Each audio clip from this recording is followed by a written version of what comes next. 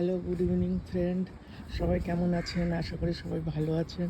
আমি আজকে আর বাইরে ওয়াক করতে যাইনি, ছাদেই একটু ওয়াক করছি। আর ভাবলাম আপনাদের সঙ্গে একটু সকালের শুভেচ্ছা জানাই সবাইকে। সকালের শুভেচ্ছা জানালাম সবাইকে। সবাই আশা করি ভালোই আছেন। হ্যাঁ, তো আমি আমার ছাদ থেকে বেশ ভিউটা ভালোই লাগে। তো সেই জন্য আমি বললাম যে চলুন ছাদে হাওয়াটাও খাই। একদম দারুণ লাগছে হাওয়াটা, না খুব ভীষণ ভালো লাগছে। কিন্তু গরমকালে এই হাওয়াটা আর থাকে না, তখন মানে এত গরম হয়ে যায়। হ্যাঁ, তখন আর এই সকালটা পাওয়া যায় না, এই সময়টা খুব ভালো। তো আর আমাদের আপনারা কেমন আছেন? সবাই ভালো আছেন নিশ্চয়ই।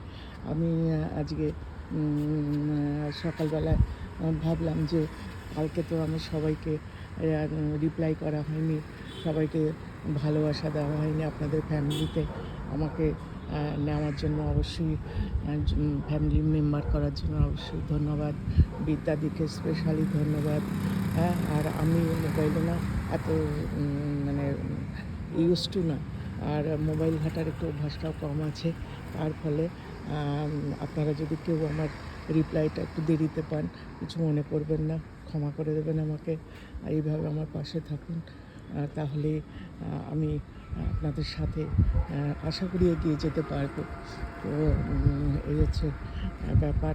হ্যাঁ, তো আপনারা আর কে কী করছেন বলুন। হ্যাঁ, সকালের কাজ তো সবারই থাকে। হ্যাঁ, সকালে এত টাইম তো কারোরই থাকে না। হ্যাঁ,